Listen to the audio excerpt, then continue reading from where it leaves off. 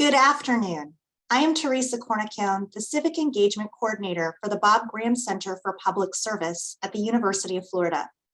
On behalf of this center, I would like to welcome you to the League of Women Voters Alachua County Primary Candidate Forum.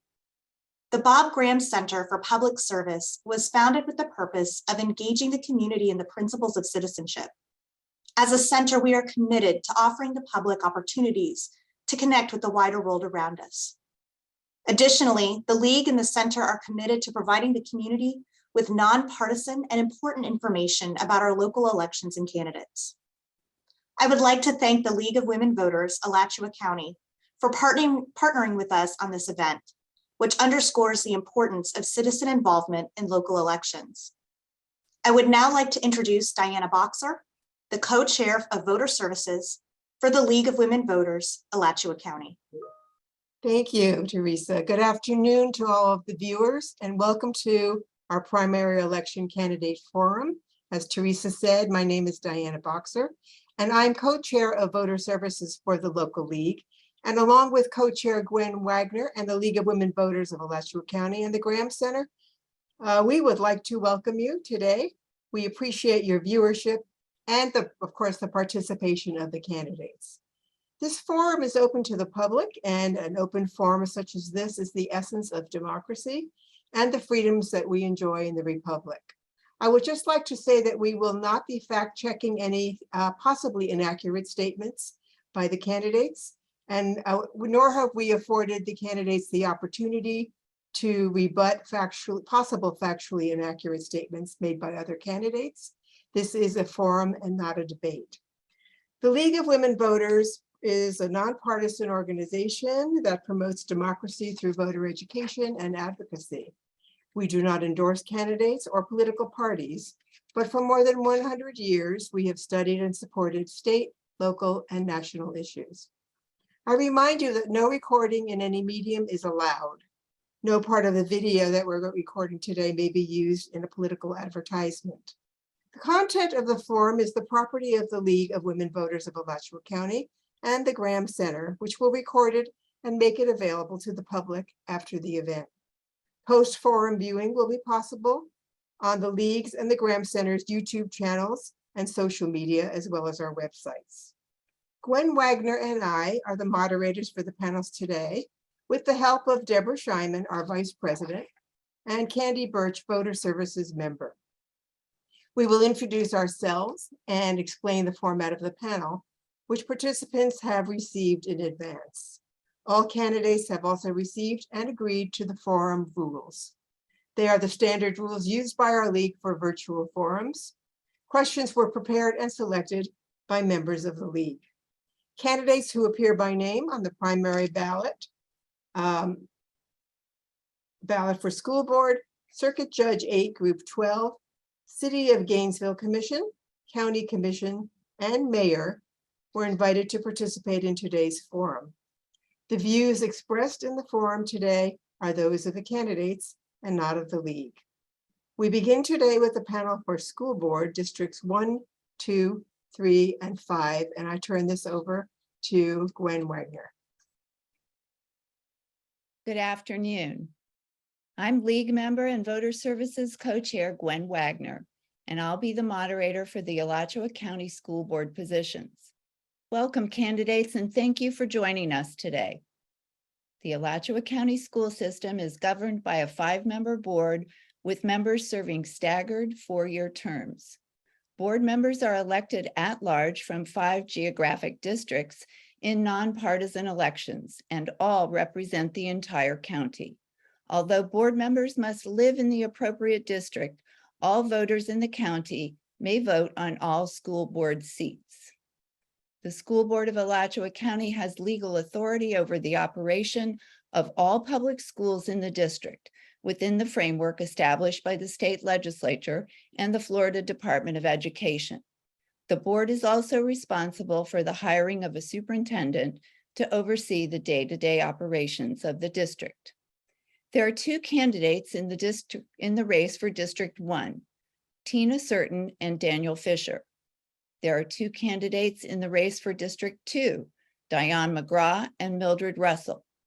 There are also two candidates in District 3, Ray Holt and Sarah Rockwell. And there are two candidates in District 5, Kay Abbott and Prescott Coles. Each candidate will have 1 minute for an opening statement.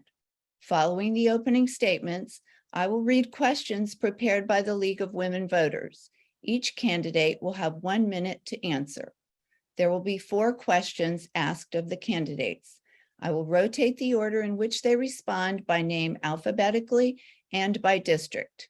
A timer will be visible on your screen, candidates, so please keep an eye on it during your answers. An audible ding will sound when you have 15 seconds remaining and at 1 minute when your time is over. If you do not stop speaking, your microphone may be muted. We will now begin with the candidates' opening statements. You each have 1 minute, and we will begin with the candidates in District 1 in alphabetical order. Starting with Tina Certain, your opening statement, please.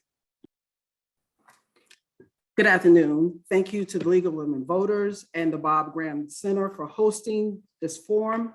My name is Tina Certain. I was raised here and educated in Alachua County.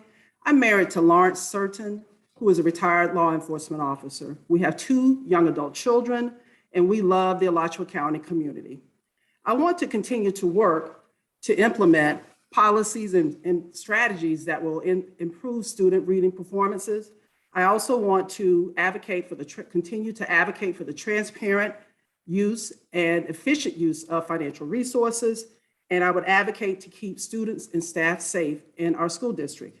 When you vote on August 23rd, be certain to cast your vote to re-elect Tina Certain for the Alachua County School Board, District 1 seat. Thank you. Thank you. Daniel Fisher, your statement, please. Good afternoon, and thank you for hosting this forum. I believe my life experience, education, and varied work history makes me uniquely qualified to serve Alachua County. I was raised in poverty and in a broken home, so I experienced firsthand the life-changing power of education. I am currently a high school teacher and an adjunct professor of business, so I understand the challenges of secondary schools, and I know the skills and the base knowledge our kids need to have in order for them to succeed in college and in life. I have experience in the trades, human resources, facility maintenance, intelligence, and cybersecurity. I have developed and managed large budgets, and I consider my knowledge of finance to be one of my strengths. I have managed and led very large and diverse organizations. I have experience with strategic planning, and I have worked with organizations of over 70,000 people to develop new methods and approaches to change.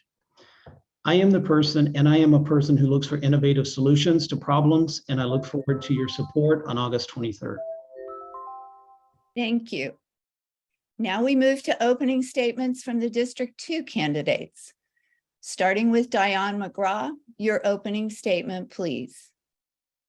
Good afternoon to each of you, and I'm so happy to be here. I am Diane McGraw, your candidate who has a campaign slogan of I'm committed to serve, and I have the courage to lead. With my master's in education from Nova Southeastern University, being a former probation officer, being an entrepreneur, and I'm a mother and a wife here in our town. My mission is still the same, to make sure we improve reading skills district-wide for all kids, because the house is on fire when it comes to our achievement gap. Also, just because a child does not go to college does not mean they cannot be successful. And so workforce development is a part of my mission as well. And also, we must be transparent. We must engage our community, because we are here for the people. So I want you to remember me, Diane McGraw, as you're considering your candidate for the Alachua County School Board, District 2. Thank you. Thank you. And now Mildred Russell, your opening statement, please. Good afternoon. I have lived in Alachua County with my husband Rusty for 40 years, and we've been involved in many things in the community to help improve education and to help people prepare to be good citizens. I was appointed to a vacant seat on the school board last year, and I would like to continue on the school board because I want to continue working to bring forth solutions to some of the problems that we have on the school board. I've researched many things and have brought solutions to the board and would like to continue so that I can see them implemented. And I'm committed to doing more than just talk and complain, but I am committed to taking action. I want to put in every decision we make, I want to put the students first. I want to partner with our parents in seeing them get a world-class education. Please vote for me on August 23rd, Mildred Russell, District 2. Thank you. Thank you. Now the District 3 candidates will present their opening statements. Starting with Ray Holt, your opening statement, please. Good afternoon. My name is Ray Holt, and I'm running for school board because less than half of our children are reading and doing math at grade level. I'm a father of 3. I've worked for 6 years in early education, and I'm a proponent of VPK in every elementary school. I have a master's in public administration, and I've run a business managing budget, facilities, and personnel for 12 years. My campaign is about giving our students and our teachers a safe and effective learning environment. That just isn't happening right now, but it can with just a few policy changes and reprioritizing the classroom over the boardroom. People sometimes say, where are the dads? Why aren't they involved? Well, here I am. And we can do this. We can turn our schools around. We just need to have the boldness to put our children first. We can't afford the status quo any longer. Thank you.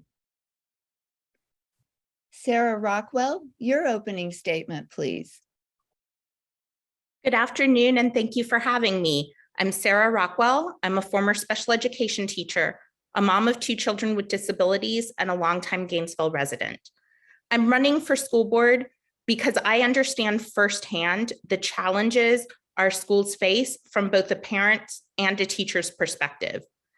I want to close our achievement gap so that every school in our district is a great school and every child is reading on grade level.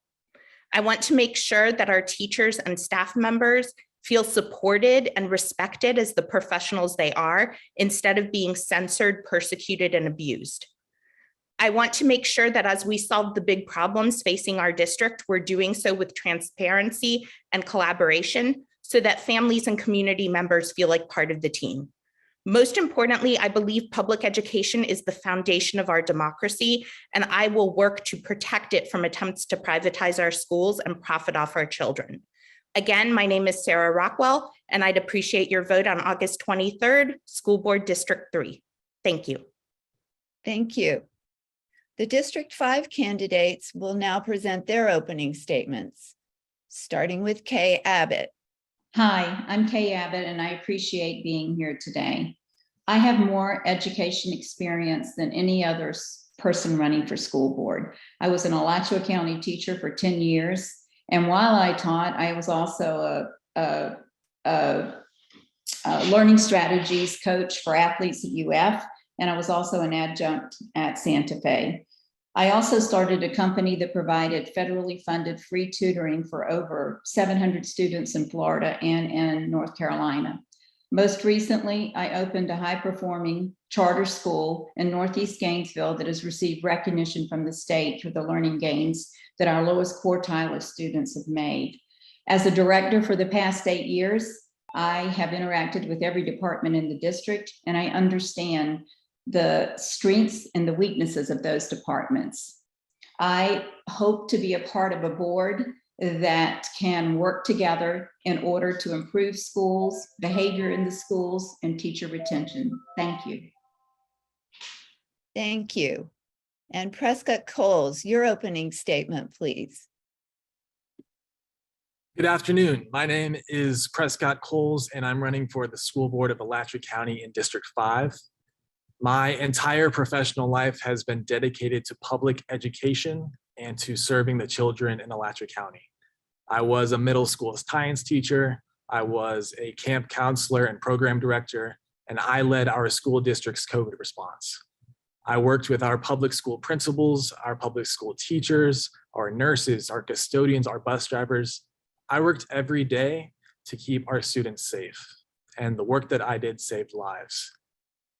I know that the problems that our district faces, whether it's the systemic inequities that have lasted in this county for generations, or the attacks from Tallahassee that are threatening public education, they're going to take energy and endurance to overcome, and I know that I have both. I'm asking for your support and for your vote for Prescott Coles for Alachua County School Board District 5. Thank you. Thank you. And now we'll ask for your response to the questions we've prepared. For the first question, we will begin with District 1 candidates, Tina Certain and Daniel Fisher. Starting with Tina Certain. Student behavior and discipline issues in our schools persist, despite changes in district policies. What would you suggest to address these problems? Starting with Tina Certain. Thank you for this question. Well, we recently had a workshop on this, and we were informed that we have a code of student conduct that addresses the repercussions of misbehaviors by students. But in actuality, the district does not have a district-wide behavior policy, district-wide policy that addresses student behavior and discipline issues. So what we learned as a board recently was that behavior could be addressed in a number of ways, but in no consistent manner across the district. COVID, as we have heard, has had a disproportionate and a very large impact on our student body's population of their mental health and how they're dealing and addressing behavior things that have, or just situations that would cause them to misbehave in school. So I think as an organization, a district, we would have to train our staff and so that they will know how to handle students' outbursts and misbehaviors in schools. We would have to work with our parents so that they will know how to support their students as well as the students as well, so that they'll know what's wrong and how inappropriate behavior. Thank you. Daniel Fisher, your response, please. Well, I find it interesting that the board just figured out that they didn't have a code of conduct or policies for discipline. It's one of the many things that I think has been overlooked in a pursuit for chasing issues that do not help the bottom line, which is improved kids. I think there are several strategies you can use. Firsthand, being a teacher, I can personally attest to the fact that COVID and the 2 years not being in school has had a huge impact on behavior. But I will say the first 6 months was really tough, but then it started smoothing out in the last 6 months as kids were getting back into a routine. I think one of the big things we need to do is more professional development for teachers, equipping them with more skills on how to handle kids today and how to handle the small issues before they blow up into bigger issues. There are definitely distinct strategies that teachers can use. I think we need to fund mental health more, especially the ESE and the IEP programs. I think Alachua County has definitely let that lapse. And I think the last thing we can do is involve parents, not to mention the PBIS programs that work very effectively in many schools.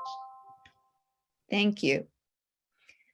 The same question now goes to the candidates in District 2, Diane McGraw and Mildred Russell. We'll start with Diane McGraw. And this is a great question. As someone who works in the field of intensive behavior on a daily basis, part of what we need to do is we need to identify all of our children who are having the behavior and the discipline problems. You put together what you call an educational team in the group home. We call it a treatment team. That means from if they're having problems on the bus, you have the bus driver, you bring in the transportation department, ESC department, systems of care. You need to have social work and mental health not once a week. They have to be social workers that don't have to be in our schools on a regular basis. You need to, now that we have the buildings, we have buildings. We got to bring in these parents with their children, provide parenting classes. We can no longer look at education as Monday through Friday. It is now Monday through Sunday because our kids, after COVID, of course, it's added mentally to the challenges that we have, but everybody who's a part of the team, we have to train our teachers, the BRTs, the assistant to the BRTs, all of that has to be a part of the team, but you must identify and come together to bring the support that's really needed for those children who are struggling with their behavior issues. Thank you. Thank you. Mildred Russell, your response, please. So we do have a code of conduct, but the teachers and the principals are not being supported in enforcing that. I think we need to have a better support system for them, because the issue really is that we need to help our children face their challenges and overcome them. So I've researched this, and there's a principal and a dean at a Quinn Jones Center who have a high success rate of dealing with behavioral problems and sending their students back to school, to their own school. I've requested a workshop so they can come and tell us what they do and how they solve these issues with the children that have the worst of the behavior problems. So I'm looking forward to that, because I am about finding what works and implementing it in our schools, and not just talking about it, but taking action. So I'm looking forward to that, because I believe we will find answers on how to work with the parents to solve these issues. Thank you. Thank you. The candidates in District 3, Ray Holt and Sarah Rockwell, will now have the opportunity to answer the first question, starting with Ray Holt. Thank you for the question. This is without a doubt the most important issue that we face. It's what I hear the most from parents, from teachers, even from students. What I hear from teachers is that they are not being supported in their discipline decisions. In fact, recently the teachers union said that the administration wasn't even being honest about the number of incidents of violence against teachers. Teachers are saying that this is a big source of why teachers are leaving. They're leaving the profession, or they're leaving our school district because of behavior problems. Students themselves are saying that it's getting out of hand. Parents are tired of having their children be victimized. This is the first thing that we need to deal with in consistency of enforcing the code of conduct. Thank you. And now Sarah Rockwell will answer the same question, please. Thank you. Behavior problems are definitely a major issue in our school. And while it's important that we have a district-wide PBIS plan and district-wide consistent implementation of our disciplinary actions that correspond with our code of conduct, we also have to look at the underlying reasons students are having behavior problems. Children do not want to misbehave. If they're misbehaving, it's a sign that they're having a difficulty, and we need to address that. Are they having learning problems that they need interventions for? Are they a special education student who needs a behavior improvement plan or adjustments to their accommodations? Are they struggling at home and their family needs connections to resources in our community or a meeting with the school social worker? Are they having mental health issues and need to meet with our guidance counselor? So we really need to be looking at the underlying reasons for our behavior if we want to be able to improve that. Thank you.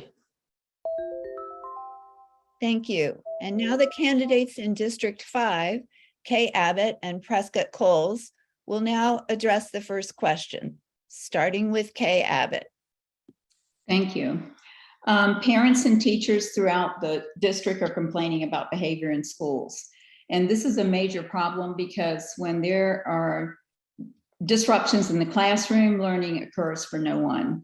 And it's also, teachers are in the classroom to teach. And when they're having to constantly address behavior issues, it makes teaching very, very difficult. And that's probably one of the reasons why teachers are seeking another profession.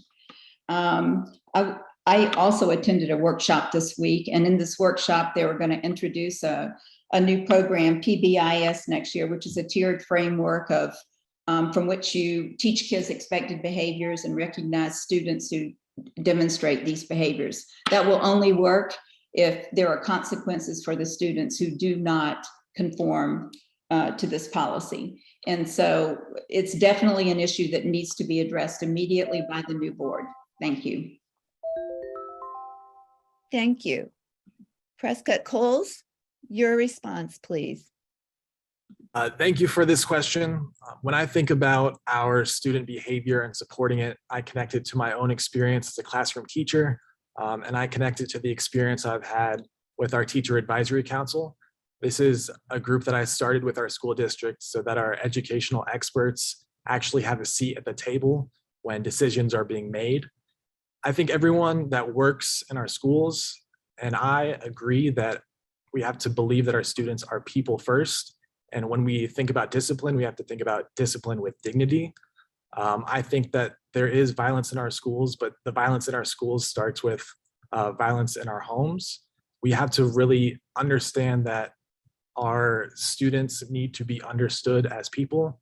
We need to respect them as individuals, and we need to bring in the voices of the people who are actually working in our classrooms every day and helping solve some of these.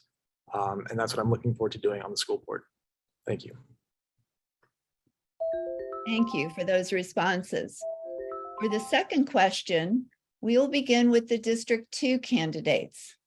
And this time we'll start with Mildred Russell. It will be the task of the newly elected school board to hire the next superintendent.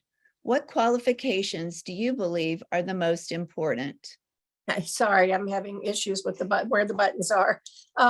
Yes, I believe that one of the most important qualifications for a new superintendent is the ability to lead others, to form a team, and to lead by example, not to try to lord it over people or be aggressive in the methods in which the superintendent leads. Administration is part of that ability to lead.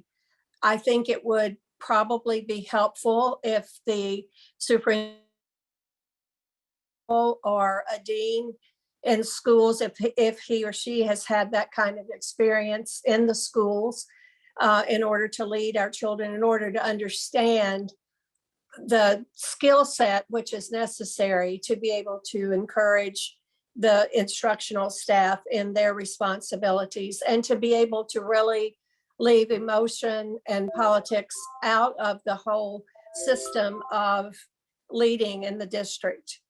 Thank you. Diane McGraw, your answer, please. Again, another great question. Great superintendent. They have great interpersonal skills. I'm looking for a superintendent that is data driven. If a person is going to be superintendent, and as it relates to Alachua County, as I said earlier, the house is on fire, and they must be able to address that achievement gap. They are responsible for the day-to-day operations, but we are responsible for the hiring and firing of superintendent. They must make sure they're able to put the right people in place who have the knowledge base to be able to close that achievement gap. So they need to be able to train their leaders to set benchmarks, because data is extremely important. We must know how to use it, tracking our students' progress, building a time for self-reflection in the classrooms. They got to develop relationship with our parents and personalize their learning, making sure we can meet the needs of all of our students. That's going to be extremely important for me, for a superintendent. Thank you. Thank you.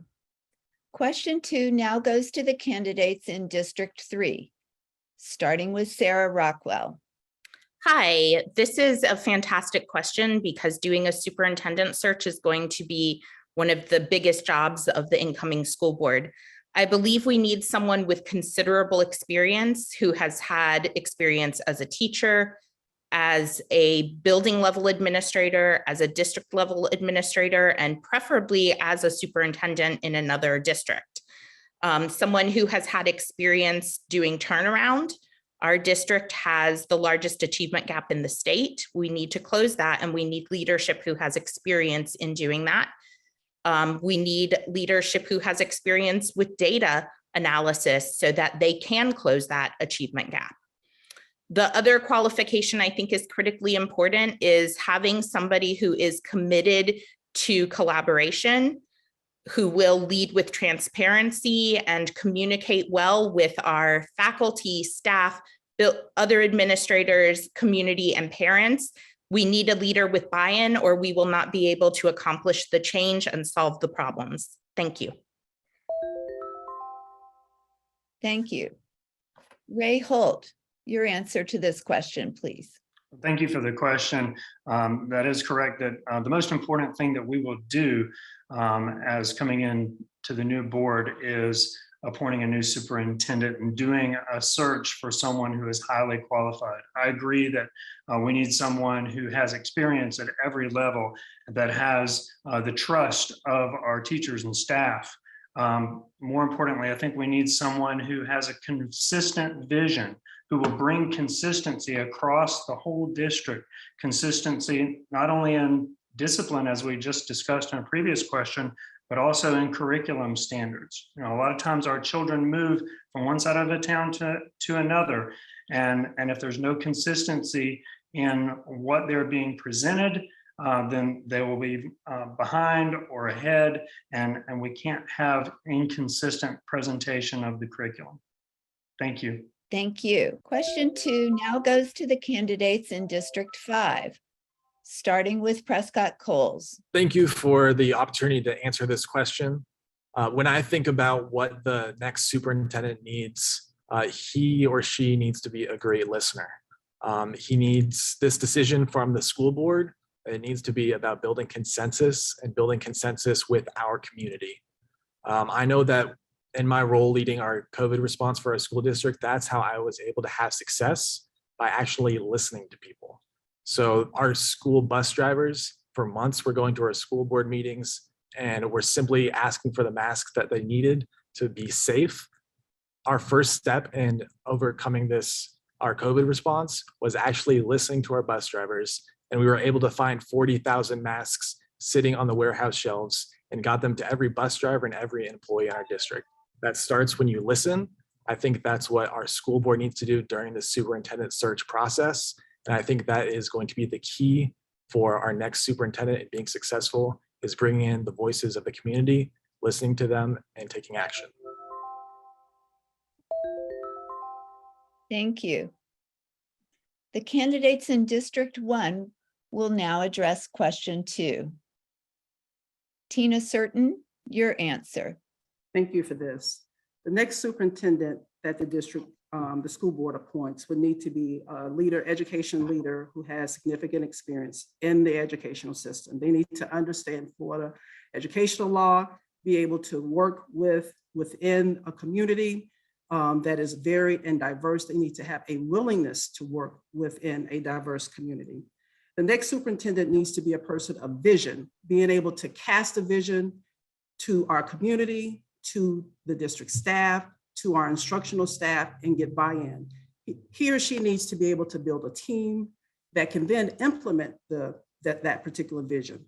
We have a number of school sites, 38 school sites to be exact, and they need to be able to hold those principals accountable for implementing that vision. And ultimately, that vision is to provide a world-class education to every student in Alachua County. High expectations of employees, high expectations of students, and we'll get good outcomes for our community. Thank you. Thank you. I missed a candidate in District 5, so we'll now go back to Kay Abbott, who is running in District 5 against Prescott Coles. Your answer to the second question, please. Thank you so much. I believe that when the new board will have a job to look for a superintendent, I think it's important for the board to come together and determine maybe the direction they want to see the district go in the next years, and then look at what qualifications the person would need in order to do that. And I think that someone would have to have a lot of experience. It's very important to have experienced the schools at a teacher level, at a principal level, at an upper administrative level, and because you need to be able to have experienced all of that to know what it's all about. I think we need someone who's a very good communicator. We need someone who's a people person who will be in the schools. It's hard to run a district if you're never in the schools and actually seeing firsthand what's happening in the schools.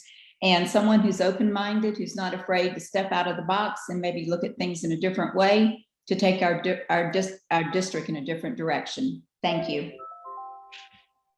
Thank you. And now we'll go back to District 1 for the same question We've heard from Tina Certain, and next I'd like to hear from Daniel Fisher, please. Well, thank you. This is an area that I have considerable experience in. I would tell you that I have 4 criteria for hiring the next superintendent. The first and foremost is one that has preferably an assistant superintendent somewhere that has a lot of experience running the district at that level. But they also have to have the ability to create a welcoming and high achieving environment while casting a unifying vision. Second, I think they have to be familiar with school finance and funding vehicles. School finance is a very complicated thing, and we need someone who really understands it and can navigate the waters to get the most resources to our schools. 3, we need to have someone who has the ability to create partnerships with US and Santa Fe, as well as the community. And finally, we need somebody with very high emotional intelligence, with the willingness and the ability to listen first, gather ideas, and then make deliberate decisions that are well thought out and that support a unifying vision. Thank you. And now we'll move on to question 3. The candidates in District 3 will have the first opportunity to address question 3. We'll start with Ray Holt. The Florida Standards Assessments, FSA, will be replaced next year by 3 monitoring tests, which will still be used to grade schools. Is this a positive change for student learning? Why or why not? Well, thank you for the question. I absolutely see this as a positive thing. One of the things that I've been hearing from teachers is that in the past, having the FSA toward the end of the year gave them no opportunity to deal with issues. That's great to find out that you've got someone that's behind at the end of the year. You have no time left to do anything about it. Having check-ins throughout the year, earlier in the year, gives them more of an opportunity to do something about it, keep our kids on grade level, deal with those issues as they come up. You know, math and reading, particularly math, which builds upon itself, you need to get on top of those things as soon as a child starts getting behind, not wait until they're far behind. And then there's, at the end of the year, no opportunity to help. Thank you. Thank you. And next is Sarah Rockwell. So I do not believe that switching to 3 assessments is a positive move for our students. I want to make it very clear that progress monitoring is already occurring in our schools. Our students are already taking multiple assessments that allow the teachers to see how they're doing throughout the course of the school year. In addition, the assessments that teachers give at the classroom level are much more effective for doing progress monitoring because the teacher is able to review the test in detail and see what skills a student is proficient in and what they're lacking. And they can look at class-wide data to see if there are things that they did not teach effectively that the majority of their class needs retaught. These high stakes assessments do not allow teachers to do effective progress monitoring because the teachers do not get to see the actual questions asked to know what skills students are lacking. Instead, this test is going to cost a lot of money, a lot of class time, and because it's all computer-based, it won't be developmentally appropriate for our youngest students. Thank you. Question 3 now goes to the candidates in District 5. We'll start with Kay Abbott. I actually like Florida, the FSA test. I thought it was the one consistent way that all students in the state could be compared to one another. And so I also like that there were kind of higher order thinking questions. So you not only had to know the content, but you had to kind of think about your learning in a different way. So I don't really have a problem with FSA. I think that you should be monitoring throughout the year. And if the district has been doing progress monitoring throughout the year, it's not working because we still have schools that were failing 8 years ago, they're still failing. And so we need some other type of monitoring throughout the school year for district schools. And if the important thing is you have that monitoring, but you got to use the data you get from it. And if you're getting data from it and you're not using it to make changes within the classroom and within the school, it's not going to be effective at all. And so that's what has to be done in order for the monitoring to work. Thank you. Thank you. Next is Prescott Coles. Your response, please. Thank you for the opportunity to answer this question. I don't think over-testing our students has ever helped with student behavior. I don't think over-testing our students has ever helped with mental health. I don't think over-testing our students is good for students. I don't think it is good for teachers. I don't think it's good for our public schools. So I'm not in favor of more testing.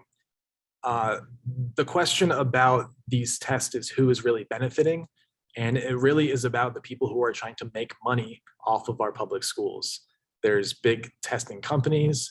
It is all about our charter school operators, our voucher programs that have to play by different rules. This is not a change that is going to be focused on what's good for students. And that is what I'm focusing on school board. So there's times that we have to stand up to what Tallahassee does, and we have to speak out. And I think this is one of those times when they're not making decisions that are going to help us in Alachua County. Thank you. Thank you. Moving to the candidates in District 1. Tina Certain. Thank you for this question. I initially, when I heard that we would possibly be changing assessments, thought, oh, with progress monitoring, it would be fewer tests and less anxiety on teachers and students. But after hearing more about the new assessment and its ambiguity as to who will write the assessment, if it will be consistent progress monitoring used by every district across the state, if it would be cumulative and would be high stakes in the nature that FSA is, I lost that enthusiasm. I have since learned recently that the new assessment will be cumulative as well as being used to grade, assign school grades, as well as the effectiveness or the VAM scores of the teachers. And I think that does nothing to increase or impact student outcomes. I think we do need an assessment, but I don't think we should be changing from the FSA now because it is an extraction of additional resources out of our school district and not improving student outcomes. Thank you. Thank you.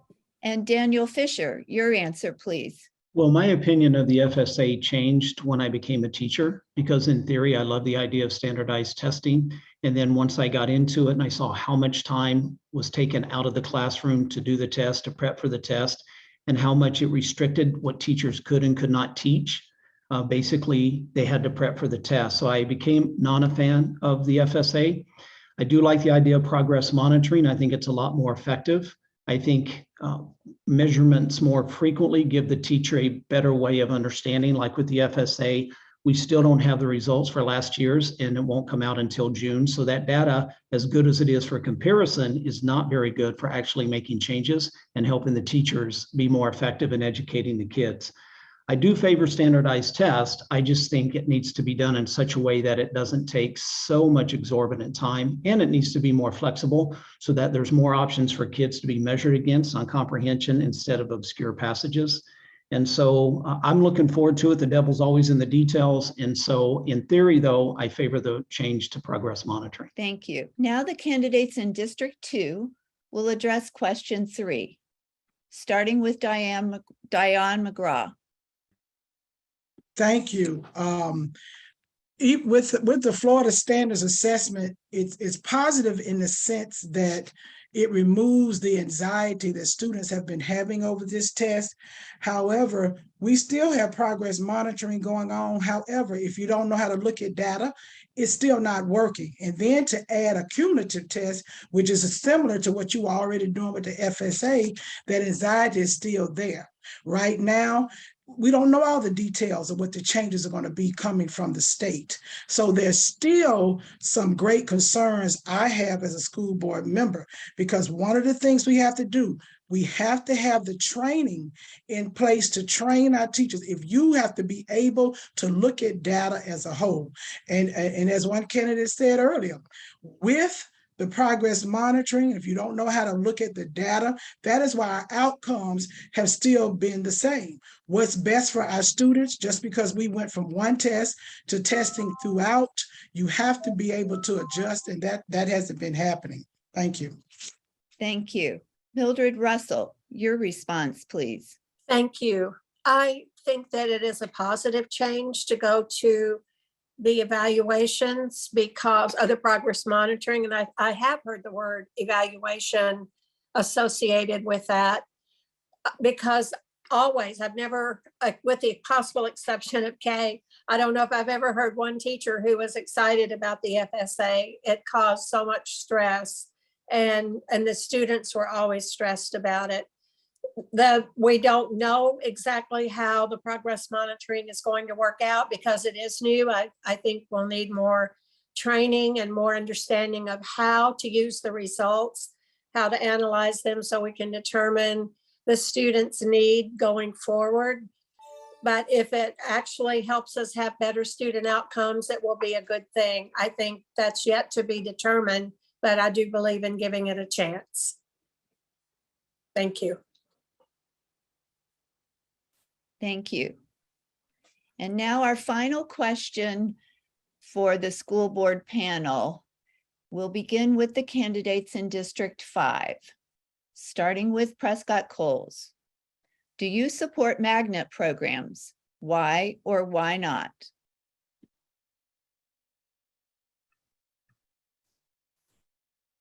Thank you for the opportunity to answer this question. I was actually a student in a magnet program at Eastside High School as part of the IB program. And my final presentation that I gave was about supporting these programs and whether or not they contributed to our education. I think that our foundation for our public school system has to be the belief and the dignity of every child. Every child deserves the opportunity to get a high quality education in our free public schools. And I think that there are times when these magnet programs provide that opportunity, but there are times when they exacerbate these inequities. The inequities in our generation or in our county have existed for generations, and these generational problems are going to take generations to fix. I think it's really going to take a new generation of leadership to come into our school board to face these issues. And I believe that I am that new generation of leadership. Thank you. Thank you. Kay Abbott, your answer, please. Yes, I do support magnet programs. I think they have a very important part in our school system. I think that that all children have some area that they're gifted in, so to speak. It could be art, it could be science, it could be anything STEM related, it could be, technology. And we need to have those programs that support that. There are a lot of kids who come to school who already know the basics at their grade level, and they need to be challenged at a higher level. What I do not support is putting a magnet program in a failing school in order to boost up the scores in that school to give that school a good grade. And that's what has been done all over this county for years. And I think that needs to change. I think we need to look at the magnet programs and ensure that we're doing them for the right reason, which is providing enrichment and to children rather than bringing up a school grade. Thank you. The candidates in District 1 will now address this question, starting with Daniel Fisher. Well, I'm a big proponent of magnet programs. I believe that all students, regardless of who they are, where they live, should have the opportunity and access to have programs that meet their needs and the needs of the family. I do not personally believe, and this is where I differ with most or a lot, I do not believe that education is a zero-sum game, so that if one demographic of student is to succeed, it means other demographics can't succeed. I just think that's a very destructive mindset. I think kids need a vision of excellence, and they need to know that they can strive to achieve excellence if that's what they want. And so those magnet programs have to be protected because, again, students need the ability to go in and perform at their level because we still need doctors and lawyers and engineers and astrophysicists. So you have to have programs that support for a country to be able to educate kids that way. That does not mean that we shouldn't support the kids that need more help. I'm just not in favor of the zero sum, which means we have to sacrifice one at the expense of the other. Thank you. And Tina Certain, your response. So magnet programs, it's been mentioned just now that magnet programs have been used. Initially, they said they were used to increase enrollment in under-enrolled schools as well as to increase the diversity. I am not for programs that operate as a school within a school and that do such a thing as that mask a low-performing school. I think every student in Alachua County deserves to have a high-quality education, and that includes having a certified teacher that is trained to deliver high-quality instruction using innovative techniques to hold their interest so that they would have a chance to learn and flourish in an environment that piques their interest. If students are reading on grade level, at third grade, that opens up a lot of educational opportunities. And right now, some students are not reading on grade level at third grade. And so they have the opportunities that are afforded to them diminished because of that. So I think that as a district, we need to focus on improving our lowest performing students so that they will have a chance to enroll in magnet programs and better their educational opportunities. Thank you. Thank you. Question 4 now goes to the candidates in District 2, starting with Mildred Russell. Thank you. I do support magnet programs. I think that offering children a variety of subjects and will minister more to either their learning style. They could be visual, they could be audio, they could be kinesthetic, but it gives them a chance to find a fit that meets their interests, their needs, and that also gives them the opportunity to pursue things they're really interested in. I don't know. I think that I agree that is not a good idea to put them in failing schools simply to improve the grade of the school. But I think it should be looked at as a way to offer to all students something that will meet their needs. And again, I agree that we can't bring some people up by taking other students down. We have to serve all of our students and try to have the best outcomes possible for all of our students. Thank you. Thank you. Diane McGraw, your response, please. Yes, I do support magnet programs. We have to make sure they're based on students' needs, student interests, information, and they have student data. We want to ensure that all schools are quality schools and not using magnet programs to further divide the system, meaning you have the have and the have-nots. Programs should be engaging. They should be accessible to all students and not allow them to be used to hide the academic failures and make sure our grade, like we say we're a district, but we still have all of these kids who are failing in our schools. It should make sure that we have magnet programs to help ensure all kids in whatever they desire, whatever opportunity educational they desire to be successful. Thank you. Thank you. Question 4 now goes to the candidates in District 3, starting with Sarah Rockwell. Thank you. I do support magnet programs, but I don't support the way they are currently being done, where we mostly have magnet programs that present a school within a school. I would like to see more whole school magnets, particularly for elementary and middle school students. I don't think that we should be tracking students into special programs starting in third grade. We should be affording all of our students the opportunity to be part of special programs that spark their interests, encourage their love of learning, make them want to come to school every day. And we can absolutely have that for every student in our elementary and middle schools.